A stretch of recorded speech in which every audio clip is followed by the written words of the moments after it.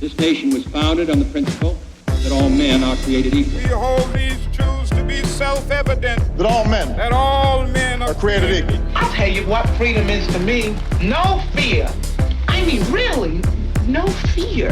Created equal. This is Created Equal from WDET in Detroit. I'm Stephen Henderson, and with me in the studio is our producer, Kerry Jr. II. Good morning, Stephen. Hey. So, Kerry, let me ask you a question. Yes. When you went to school here in Metro Detroit, How integrated were the schools you went to?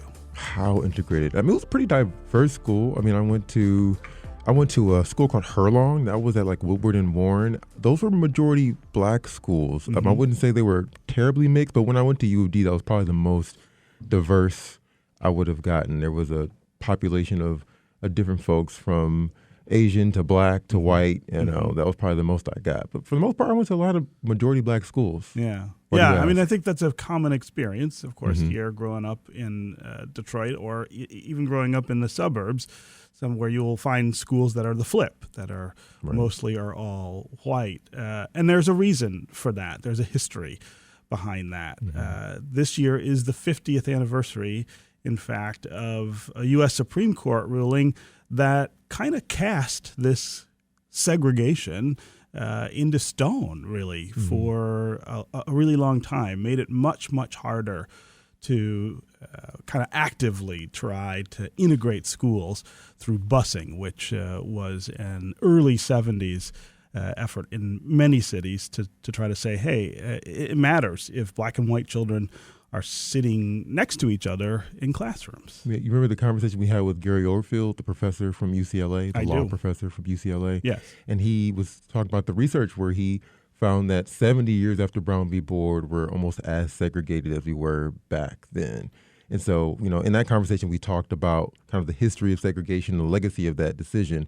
But it makes me think about this local case now, this Michigan case that also was a Supreme Court case that may have helped, as you said, cement and influence those findings that he found. Yeah. Milliken v. Bradley is the name of the case. If you say that here in Michigan, I think most people understand what you're talking about. But during the show today, I think we want to give a better understanding of what that case did and how it relates to the things that we see now, not just questions of integration, but questions about outcomes and funding in our schools, these vast inequalities that still exist here in Michigan between, for instance, schools in places like Detroit or schools in wealthy suburbs are part of the picture here. And the goal always, I think, should be to make sure that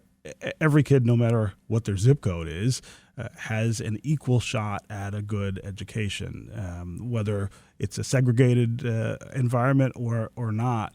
Busing was a way that we thought 50 years ago could achieve that or help achieve that. And when we lost that tool, it's not like we found something else, right? There isn't anything else that has kind of slipped into that space that has made things better. And so we have the schools that we have, which are both segregated and unequal in terms of funding and outcomes. Yeah, and today you have a little help. I feel a little replaced today because you're going to get some assistance in kind of retelling that story. Yes. Yeah, we have Robyn Vincent, reporter from Chalkbeat. She wrote a really detailed retelling of that. Robyn Vincent's also joining us in the studio, and she'll be joining you for this conversation. Robyn, how you doing?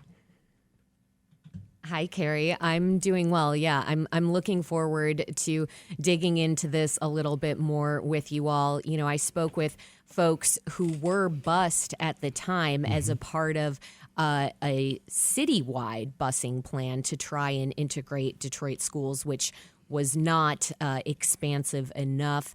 I spoke with social scientists and scholars, and it's very interesting to trace now these present day impacts as you and Stephen have been talking about, and we're going to get into more of those. Yeah. So we're going to also have a couple other voices that will add to the conversation later. My friend Ken Coleman is a Detroit historian and journalist, somebody who has studied this issue for a really long time here in Michigan. And a little later, we're going to talk with Amber Arellano, who is the executive director of Education Trust Midwest. Her organization has also done a lot of research about these outcomes, the equality outcomes that we need for all schools in Michigan.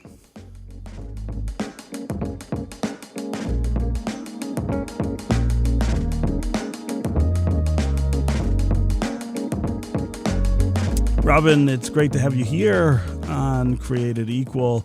I want to start by just paying you a huge compliment for the story that you wrote in Chalkbeat about the 50th anniversary of Milliken v. Bradley. It's really comprehensive, and there are some really great voices in it from a number of people. Thank you. I saw it, and I said, we got to do a show about this. We got to have her in studio to talk about it. So first, give us a little background on this 50-year-old Supreme Court ruling, because this marks a turning point in the way that we think about and can act against the history of segregation in our schools in this country. That's right. And first, I again must say thank you, Stephen, because for a journalist with your accolades and experience and prominence to pay me that kind of compliment, it really means a lot. So Milliken versus Bradley, it's more impactful than people might think, yet not really as well known as Brown versus Board of Education. Now, in that case, the Supreme Court declared segregation in the classroom unconstitutional, right? And that was back in 1954. And so then schools began experimenting with ways to integrate classrooms. But 2 decades later, Detroit schools were becoming increasingly segregated. And we know that was largely due to government policies, right? Like redlining, racial covenants, those racist practices. They prevented Black residents from buying or leasing property or getting loans for homes. And so what we saw was, as the population was leaving the city, the white population was leaving the city, the Black population here was prevented from doing that because of these policies. And so you had a housing policy really in this country that created residential segregation, and so schools followed the pattern. That's right. That's right. And so the NAACP sued the city of Detroit and the state of Michigan for their roles in keeping schools segregated. And a district judge, Stephen Roth, said the remedy to this segregation was to involve more than 50 suburban districts in a cross-district busing plan. Students would be bused from Detroit into the suburbs and vice versa. But the order never came to fruition because the defendants appealed the lower court's ruling, and the Supreme Court, which had become a lot more conservative, it ultimately ruled that the suburbs shouldn't be responsible for fixing this problem in Detroit schools. And we should talk about how volatile that time was here in Detroit. This effort to institute busing and the reaction to it. I was a really little kid when this happened, so I don't have actual memory of it, but I have read so much about how angry people were about the idea of their kids being put on a bus and sent, in some cases, pretty far to have to go to school. That's right. That's right. It was a really sort of disruptive notion for a lot of parents, right? Across racial and ethnic the spectrum. Because, what's going to happen when you send your kids to this new school that's 30, 45 minutes away? Are they going to be subjected to bullying? What's going to go on? Yeah. Right. So for your story, you talked to a number of people about this. Let's hear what you heard from the folks involved. Yeah, so Erin Giannopoulos is an attorney and a legal scholar. She studied the case extensively, and I do want to point out as well before we listen to a clip from her. So she is a white woman who wants to be a part of integrating Detroit schools, and studying this case compelled her to send her kids to Detroit schools after she had moved back to the city from California. After Milliken, desegregation as an education policy goal just disappears because we slowly lose the tools to do anything about it. That's the main point for me in this case. It's that turning point, and it affects not just Detroit, where the case took place, but all urban school districts where the district does not include the white suburbs. And so today, Detroit schools remain really segregated. They're mostly attended by Black students. There are also some schools in Southwest Detroit that are attended by mostly Latino and Hispanic students. And talk about some of the reasons that these classrooms present an equity problem. What difference does it make if a school is all Black or all white? Right. Well, segregated schools tend to be really underfunded. For example, Detroit schools are not equitably funded and in comparison to other districts. That became especially true with the adoption of Proposal A back in the 90s. Now, that education policy is unequal in how much funding different school districts receive per student. And meanwhile, we know Detroit schools serve a lot of kids from low-income households. Mm-hmm. Nearly 80% qualify for subsidized lunches, so that tells us something about the need. And so to meaningfully serve these students, the schools require a lot more funding. The nonprofit Education Trust Midwest issued a report showing how the concentration of poverty in Michigan schools is connected to racial segregation. And it found that nearly half of students of color and 2/3 of Black students are in school districts with high concentrations of poverty. Okay, now in comparison, just 13% of white students attended those same school districts. Yeah, so what you have is not just segregation, but you have it paired with unequal and unfair funding. And we've been aware of this for a really long time in Michigan, and in the last decade or so, there's been a real effort to document the need to remedy that disparity, and to do it equitably rather than equally. So, in other words, every school district doesn't need the same amount of money. Districts with high concentrations of poverty and other things actually need more money. And the state finally kind of said, okay, that is what we want to do. But it's been about 10 years, and we are just now starting to move in that direction. This current budget that was just adopted in Lansing last month takes a bigger step than we've seen before toward the idea of this kind of equitable funding formula. That's right. All right, we want to take a quick break, and when we come back, we're going to continue talking about Milliken versus Bradley, the 50-year anniversary of the end of busing as a tool to end school segregation. We're going to keep Robyn Vincent from Chalkbeat here with us in the studio, and we're going to add another voice to the conversation. Historian and journalist Ken Coleman is going to join us to explain the roots of this case and segregation in Detroit. We also would love to hear from you, the listeners. Do you remember this ruling from the U.S. Supreme Court? Tell us about the things that you experienced if you grew up here and attended schools that were likely pretty segregated. 313-577-1019 is the number here on the phones. That's 313-577-1019. You can also go to Twitter and hashtag Created Equal or at WDET, and we can include you in the show that way. We'll be right back with more Created Equal.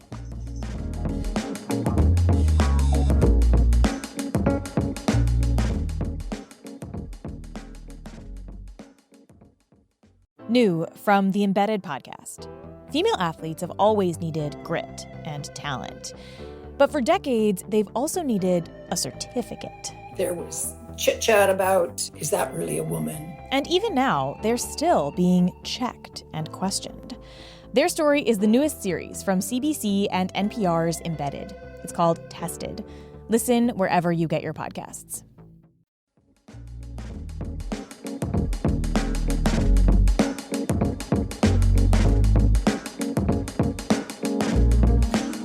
are back with more Created Equal from WDET in Detroit. I'm Stephen Henderson, and I'm really glad you've joined us. We're talking today about the 50th anniversary of a U.S. Supreme Court decision that ended the practice of busing to achieve school integration here in Michigan and all around the country. The case was called Milliken v. Bradley. It is a landmark ruling that I think whenever you say it, people have some understanding of what it is. We're trying today to get to a deeper understanding of what that has meant in the 50 years since. It wasn't just an end to busing. It really stripped school districts and lots of other arms of government from being able to counter the history of forced segregation in our schools. We've got Robyn Vincent with us. She is a reporter for Chalkbeat Detroit. She recently wrote a very comprehensive story about this 50th anniversary of Milliken v. Bradley, what it meant when it was decided 50 years ago, and what it looks like in our community today. I want to add another voice to the conversation now as well. Ken Coleman is a Detroit historian and journalist, someone I talk to very frequently about our history. And Ken, it's great to have you here in studio. Thank you so much for having me. Ken, I want to start with you. Milliken v. Bradley is decided in the early 70s, but if we wanted to really tell this story and really talk about what that ruling meant, you got to go back much further in our community and really talk about the presence of African Americans here in Detroit and Southeast Michigan. Absolutely. What we know about our region's history, and certainly Detroit's history proper, is that in a couple different waves, the Great Migration brings African Americans largely from southern states to Detroit in the 19-teens and 20s, and then there's a second wave that really sort of happens in the 1940s. African Americans come here looking for, better economic opportunities, housing and education. So much so that the decade of the 1940s, Detroit's African American population doubles from about 149,000 people to about 300,000 people, and that's where you see certainly the baby boomer generation, particularly as it relates to the African American community, becomes a majority of Detroit public schools as students by 1963. That creates opportunities. There are obviously opportunities for African Americans to go to city schools, but only certain city schools and certain parts of the city. I mean, we can think about in our lifetime, Stephen. I remember, I know people who African Americans who really helped to integrate schools like the old Finney High School on the northeast side, or Cooley High School in the northwest side. Large swaths of the city, Robyn, as your great reporting has indicated, large swaths of the city had very few African American students up until this time of Bradley versus Milliken. Yeah, and that segregation in these schools reflected the segregation in housing. It was because you had there's a clear correlation there, as you pointed out earlier. African Americans largely come to this city, many of them living on the Lower East Side in the old Black Bottom neighborhood. Some of them end up on the what we call the Old West Side, the Northwestern High School area. And then you see some migration on the Northeast Side in the Conant Gardens and the like. But there are lots of neighborhoods where black kids don't go to school with white kids because of race discrimination that was carried out in the real estate industry, and even pushback in neighborhoods, in city neighborhoods throughout the 40s and 50s and 60s. So by the time we get to Milliken v. Bradley, there's a lot of different ideas about what this segregation means, whether it is something we ought to focus on and get rid of, and how to do it. Talk about some of those diverse viewpoints and the fact that a lot of them were within the black community itself. This was not a universally accepted idea that we had to integrate school. Absolutely. You had very different voices. The Detroit branch NAACP, and coming after Brown versus Board in 1954, has this idea. The Detroit branch NAACP has this idea and fights throughout the 1960s for either busing kids from one community to another, or certainly striking down policies at the local school board level that help perpetuate race discrimination. So you had the NAACP saying integration. And by the way, busing can be part of that. But then you had others in the African American community, strident, more nationalistic voices, who were saying, well, we don't want to go to school with white kids. We just want the same resources that white kids are getting. It's not that I want my kid to go to Finney. I'm fine with my kid going to Northern High, but I want Northern High to have the same resources that Finney does. And so that happens throughout the 60s. And even young people get involved. In 1966, a couple thousand students march out of Northern High School, largely African-American high school at that time. They march out largely because they realize that they don't have the same resources. They don't have the same textbooks. Even the physical plant, even the buildings are older than some of the schools and outlining areas of the city, and so you had a divergence of voices. Traditional civil rights community, the Black Power movement that's becoming more and more impactful, and even students at various schools are protesting, walking out sometimes of classrooms, making the argument that we want equity, we want equitable, we want an equitable deliverance of resources, and this idea of busing, that's the way to achieve it. That inspires its own really crazy backlash. I mean, I have seen the pictures and read the stories about what people do when this gets suggested. People were not just upset. I mean, they were really angry, and it led to some violence. No question. And Robyn points this out in her reporting. Imagine a white male federal court judge saying, "I'm handing down an order where there will be cross-district busing in 54 school districts, pretty much all of southeastern Michigan, or certainly Metro Detroit." That's something that just be candid. Some white folks lost their minds. You could go as far north as Pontiac. Irene McCabe, African American. White, happens to be white. She certainly is part of a movement that pushes back against a order that would create white kids going to school with black kids up in Pontiac.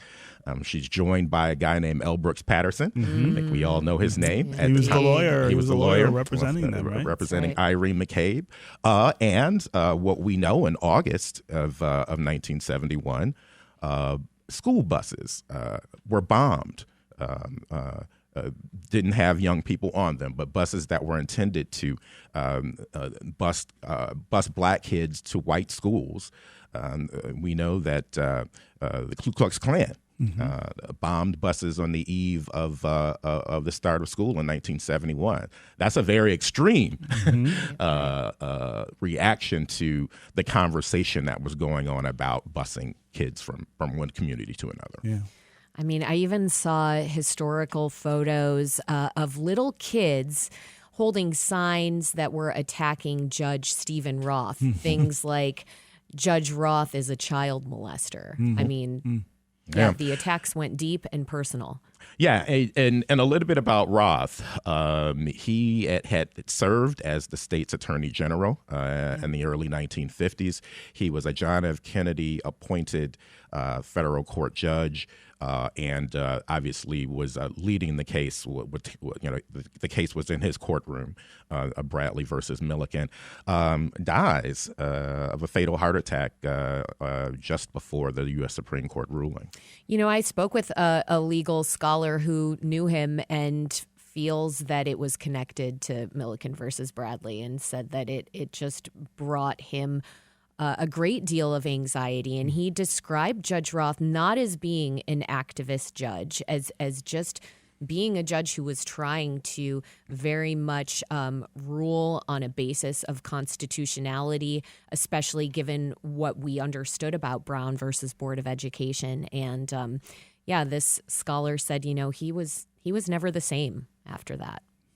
Yeah, and what we don't always point out, this is a 5-4 decision, Right. the U.S. Supreme Court decision. So it wasn't a slam dunk, if you will. It could have easily gone the other way. And Stephen, you and I are about the same age. I mean, I'm entering the first grade right after the 1974 U.S. Supreme Court decision. I sometimes think about and imagine if this Northwest Detroit kid, black kid, myself, if I had been bused to Birmingham Groves or West Bloomfield High, what would that look like? Yeah, right. Your whole life might be different. Might be totally different, but we are part of a generation that has lived and seen that. You and I were kid news reporters covering school board meetings in the 90s about the time of Proposal A. Yes. And another conversation that, sort of talks about equities and inequities, or Right. at least tries to approach that. So 50 years has been very, very turbulent on this issue. And we haven't made a lot of progress. I mean, Unfortunately not. Either on the integration front or the outcome front, or the equitable funding front. Robyn, you had a chance to talk with some of the people who were part of this plan. It's one of my favorite parts of your story, in fact, is these people who were part of this experiment, at least for a short time. Tell us about some of them. Yes, so I spoke with some folks who were a part of the busing that was happening within the city of Detroit, right? Because it never expanded further than that, right? Yeah. Exactly. I spoke with a woman named Nancy Jennings. She grew up in Southwest Detroit. She's biracial. She was bused from her mostly black school to an all-white one just about 4 miles away. Now, her experience challenges what we understand today about segregated schools. I was in a reverse experience where we were the Black kids in a well-resourced school. However, our principal got it that way. It was well-resourced. And we were getting bused to a school with white kids that had fewer resources than we did into a shabbier school. So that's like the upside down version, right, of what we're talking about, right? Yeah. I mean, it's one of the things that I think is most interesting about race and history when you talk about it in this country is that because it's such a perverse dynamic in our culture, it produces all kinds of inequalities, right? And they aren't always the predictable ones. It's almost like it ricochets around and creates chaos that results in experiences that you wouldn't necessarily think would happen. Absolutely. And Nancy said, she faced bullying in school at her old school that was mostly black. And because some of those same bullies from her old school were bused with her to the new school, she continued to face bullying, but she said it wasn't really from the white students that she went to school with. Yeah. You talked with another person who was bused and who found this experience to be, I guess, more profound and that it had a real effect on his life. Yes, Dale Seaton. I was able to track him down while he was camping somewhere out in the wilderness in northern Michigan. He grew up in a neighborhood in southwest Detroit that wasn't too far from Nancy's. His dad was a teacher, and his dad pushed him to be part of the school district's integration efforts. So Dale left his mostly black school for one that was largely Hispanic and Latino and remains so today. And, you know, he wasn't mad about it. I became friends with the kids who were bused. They became my lifetime friends because their parents were much like my parents to see an opportunity. So I had like-minded kids on the bus with me. They weren't perfect kids, but they're like my brothers. Literally everybody on that bus, I'm still friends with. And so Dale eventually returned to that school many years later and ended up working as a substitute teacher there. He said he really felt the significance of that work given the lack of black male educators. Wow. I mean, it's such an interesting outcome from the weirdness of the way we deal with racism and the history of racism in this country. Ken, I want to have you talk about what's happened since all of this and kind of where we are now. I feel like the discussion about integration is pretty much over in this country. That it doesn't even seem like there's much interest in trying to achieve integration for its own sake. Well, you do have a city of Detroit that evolves during the beginning in the 60s, but certainly in the 70s and 80s, becomes a supermajority African American city. Upwards to a couple censuses ago, 81% African American. And what that means obviously is that by that time you've had a couple of decades of white flight, but then candidly, y'all, and some of this we never really talk about much, a black middle class flight too. The city becomes largely a larger African American city, but in a lot of ways a poorer city from a socioeconomic standpoint. That has had, that has created a lasting effect in some of the have and have not economic challenges. Kids are poorer than they were maybe a generation or so ago. When I do history bus tours, I tell friends who are here for the first time, this is a city where almost 40% of the adults that live in Detroit don't own an automobile. And so some people never really leave the section of town, the neighborhood that they're in, let alone Stephen and Robyn have a school-age child that goes to school in another school district or another city. And we aren't finished with the journey toward real equity in the schools. I mean, I think I should not say that nothing has changed. I don't think that's true. But not enough has changed, especially with regard to Detroit schools, their funding, and the stability of the district. I was communications director at Detroit Public Schools about 15 years ago. Stephen, you will remember in 2 years, DPS closed about 70 schools, and you still see the remnants of that in our neighborhoods. There are lots of neighborhoods in this city where you see abandoned buildings that used to be schools, and they've been closed much of our adult lifetime. Yep. That has a lasting, not only socioeconomic effect, but a psychological effect on a couple generations of school-age children and their parents. And so when we talk about inequities, we often talk about having some level of parity with per pupil funding. The state and to some extent the federal government funds our public schools. But we haven't always had the conversation about the brick and mortar challenges that a lot of schools have. I mean, you can be in schools, school goes into June, it'll be 100 degrees in a school building because of the oncoming summer weather. and the fact that the building just isn't, it's not in shape. So there are all types of challenges there, and even when the school district has done building new construction over the last 30 years or so, you still find buildings that sometimes are only 10 or 15 years old. Yeah. But from a heating and cooling standpoint, aren't the type of spaces where you want kids to be able to learn. Yeah. I want to go to the phones, and if you want to join us here on Created Equal, the number is 313-577-1019.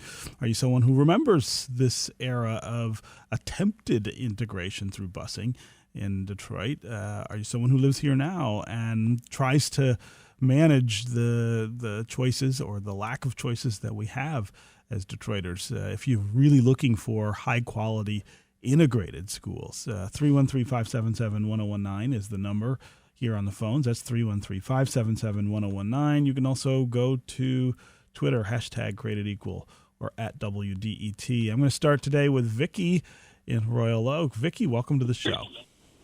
Thank you, Stephen. Thank you for having me. Very interesting show today. Sure. Thank you. I'm just calling because I am 58 and I am a fourth-generation DPS grad, and so I was, right there in the middle of it when they were attempting to integrate the schools in the 70s. I think I was in third grade. Interestingly, we had recently moved from our black neighborhood to a white neighborhood, and then with the busing, I was sent back to the black school. And there certainly was, and I'm white, and there certainly was a big difference between the schools.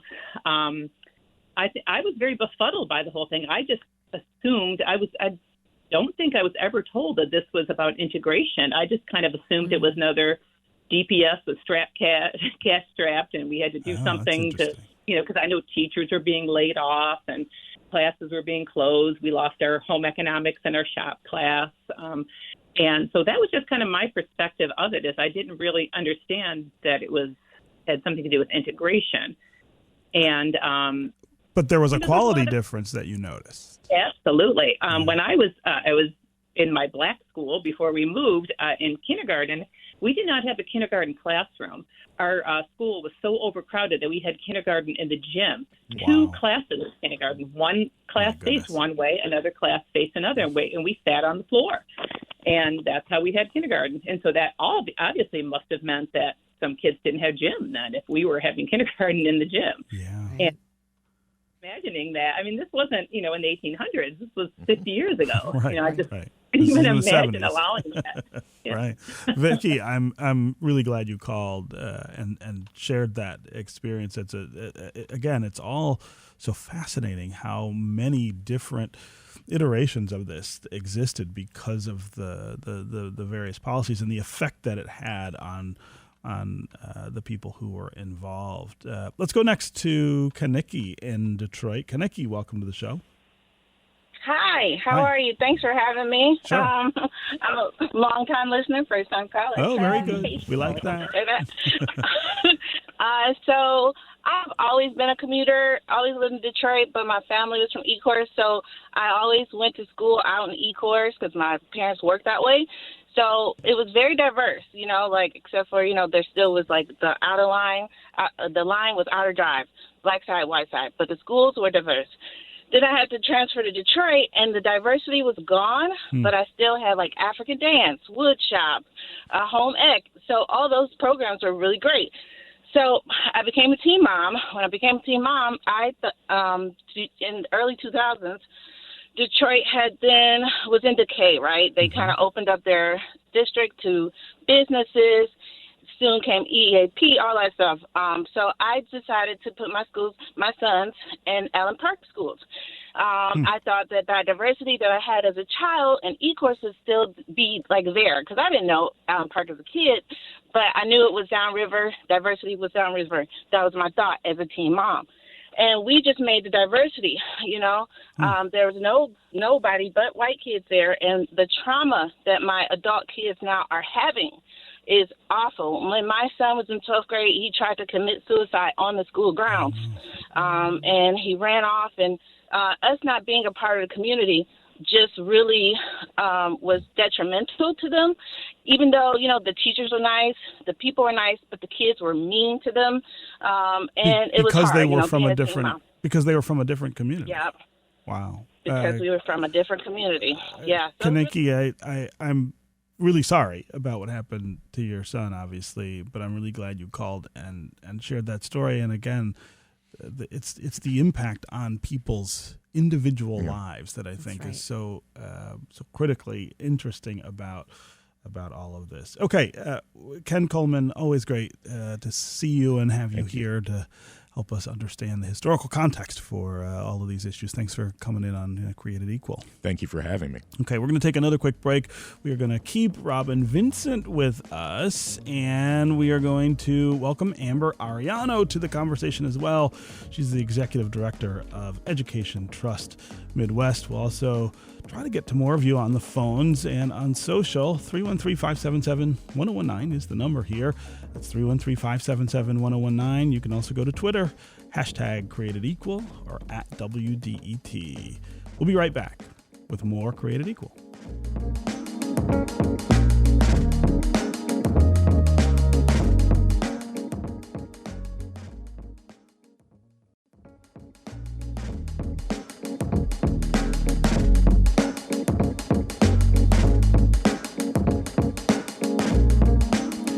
Welcome back to Created Equal from WDET in Detroit. I'm Stephen Henderson, and I'm in the studio with Robyn Vincent, a reporter for Chalkbeat Detroit. We're talking about the 50th anniversary of a Supreme Court decision, U.S. Supreme Court decision, that ended forced busing here in Southeast Michigan and pretty much ended it for our nation. We're talking about the last 50 years, what happened as a result of losing that tool for integration, what happened to the people who were involved, and what's happened to our schools and our community. I want to welcome another voice to the conversation now. Amber Arellano is the Executive Director of Education Trust Midwest. Amber, it's always great to talk with you. Thanks for being here on Created Equal. Thank you for having me. Good morning. Yeah.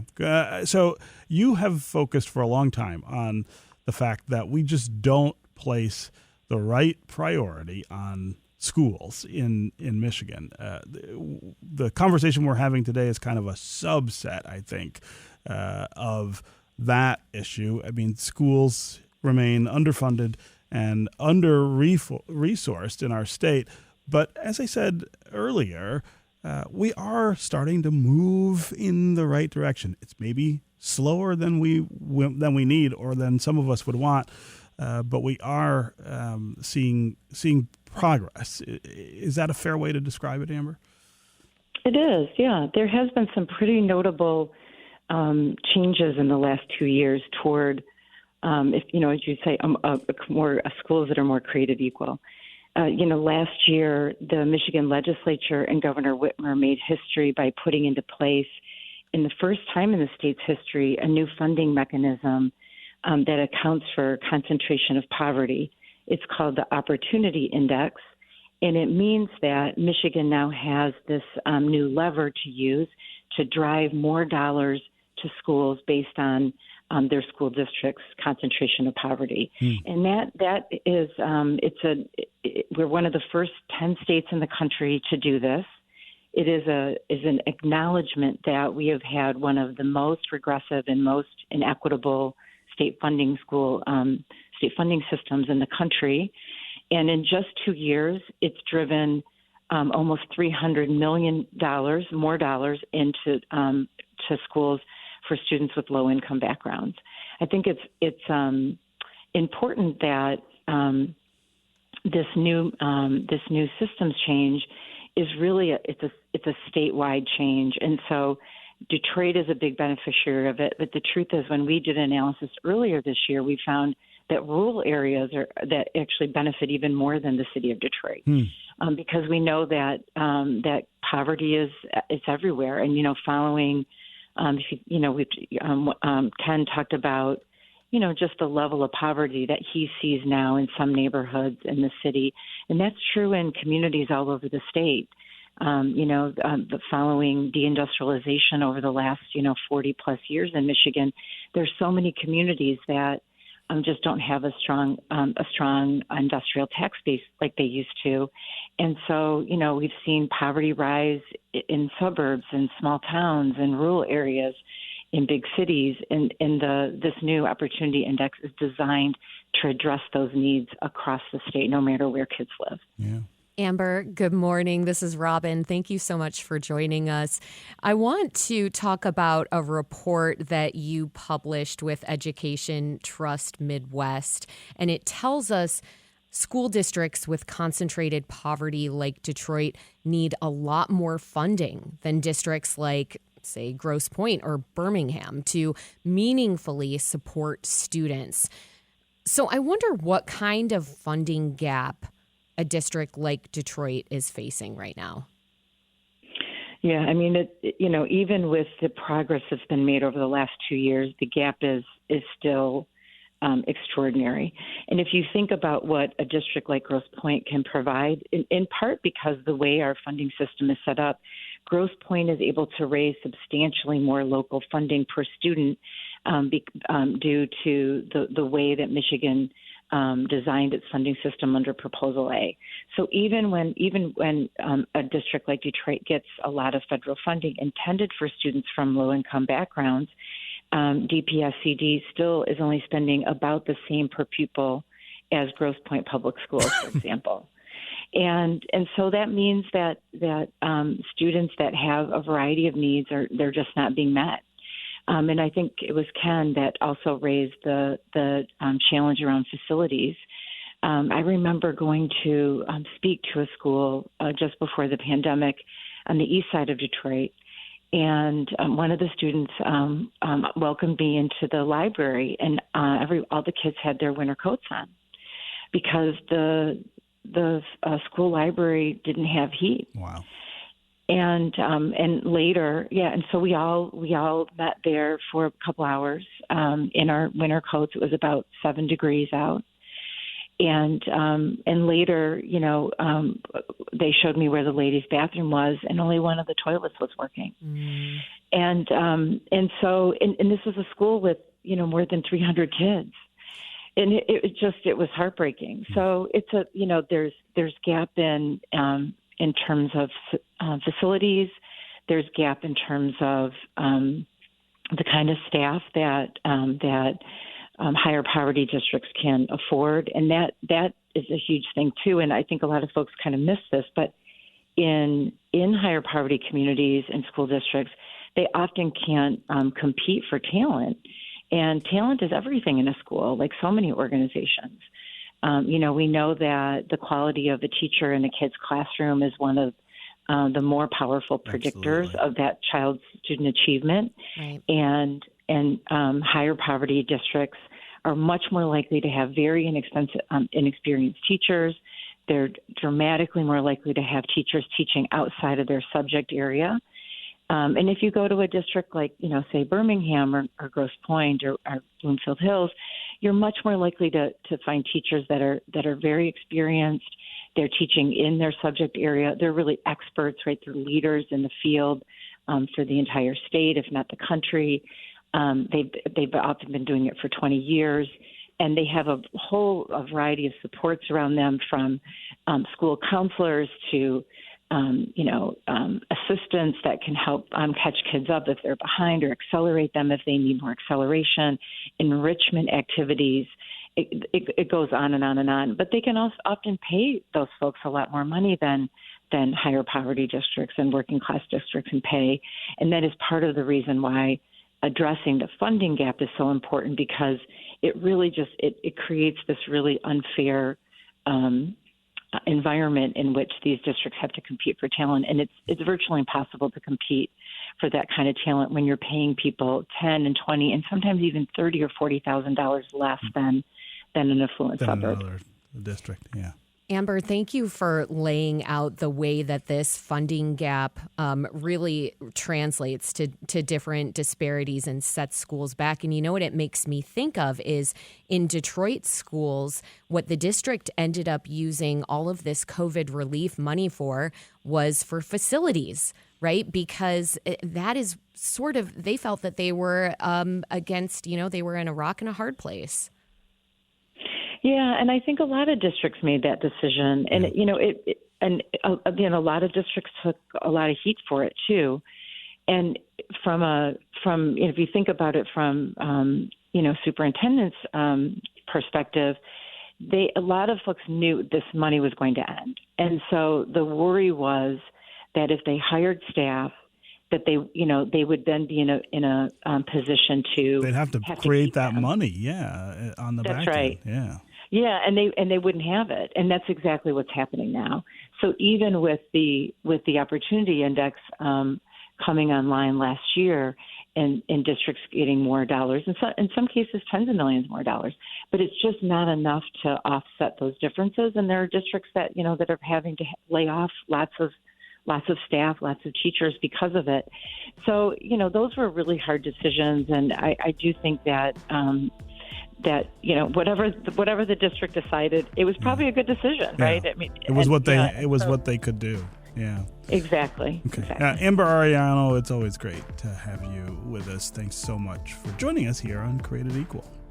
Honored to be here. Thank you for a great program today. And Robyn Vincent, great to have you in studio to talk about this wonderful story that you wrote about the 50th anniversary of Milliken v. Bradley. Thanks for joining us as well. Thank you so much, Stephen. That is going to do it for us on Created Equal.